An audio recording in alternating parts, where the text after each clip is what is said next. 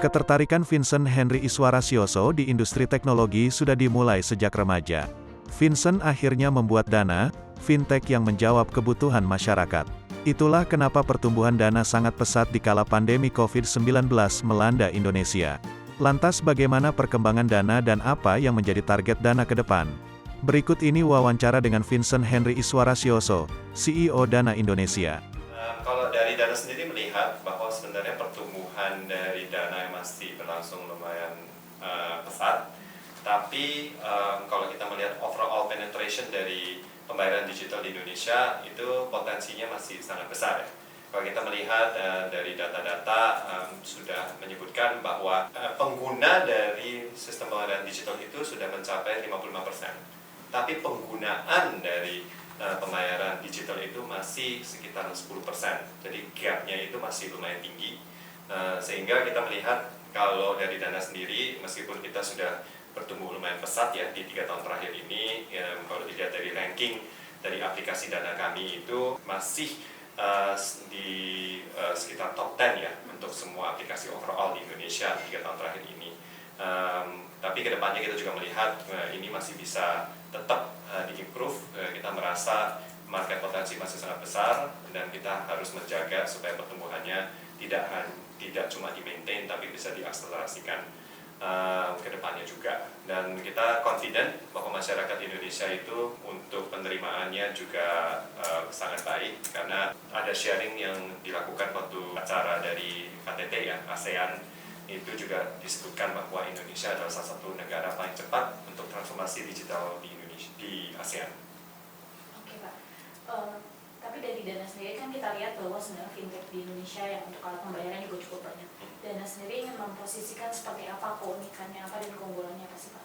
Oke, kalau Dana sendiri kita dari day one itu sudah menerapkan bahwa Dana itu adalah dompet digital wallet, tapi kita benar-benar memfokuskan dompet digital untuk pembayaran dan layanan keuangan.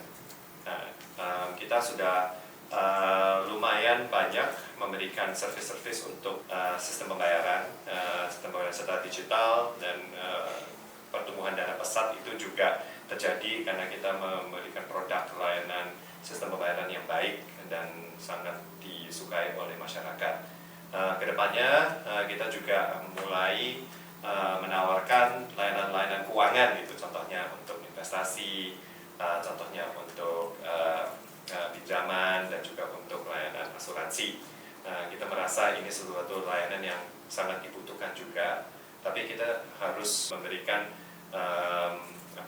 kita tidak bisa hanya bertumbuh secara pesat, tapi kita juga harus memberikan literasi ke masyarakat juga, benefitnya, kegunaannya, supaya mereka bisa juga menggunakan layanan keuangan ini secara baik dan secara sustainable. Oke.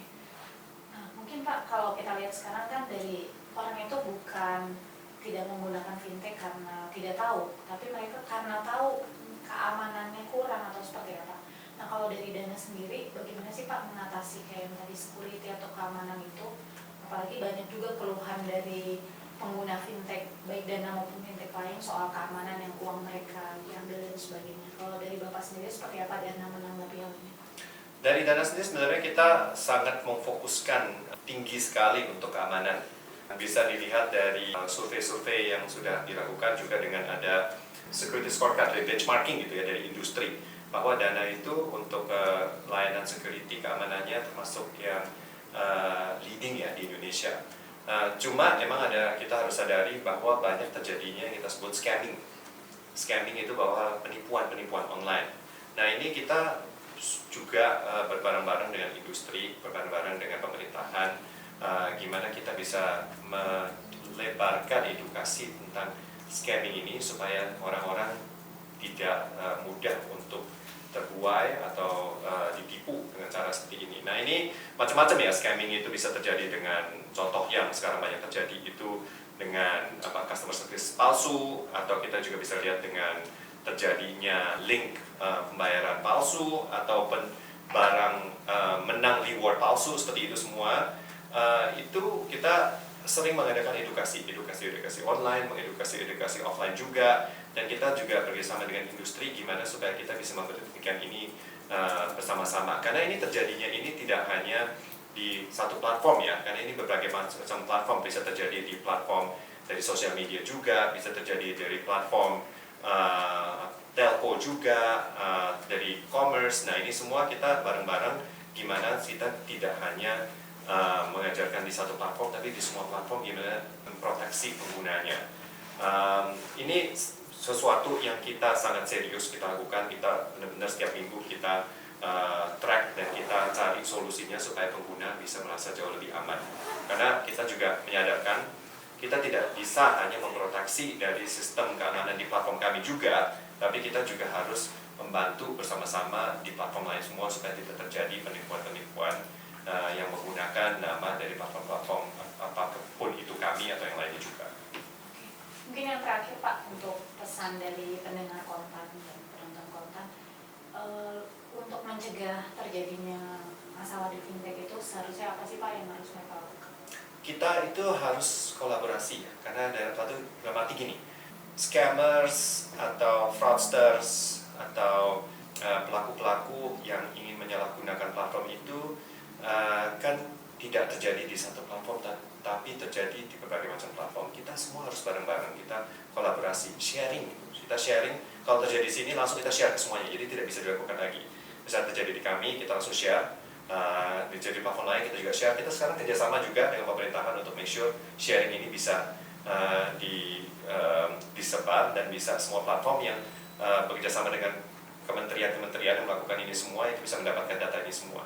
Jadi kita bareng-bareng menyetop. Kedua, kita juga sharing tentang security know-how-nya juga. Karena kita tidak percaya bahwa security cuma bisa dilakukan dari satu. Kita semua harus sharing secara industri. Kita harus know-how-nya, caranya gimana supaya kekuatan itu bukannya cuma perusahaan, kekuatan itu jadi negara.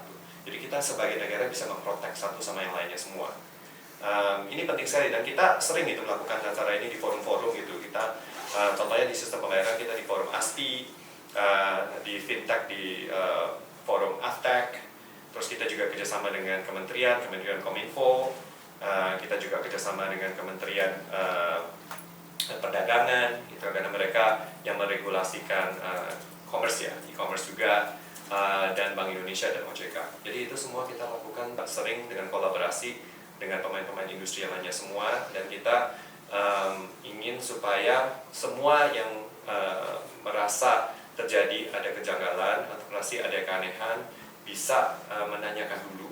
Karena kita juga ada akses di aplikasi kami, kalau misalnya ada yang aneh-aneh ditanyakan dulu apakah ini benar apa enggak, dan setelah kejadian seperti itu kita langsung laporkan misalnya tidak benar.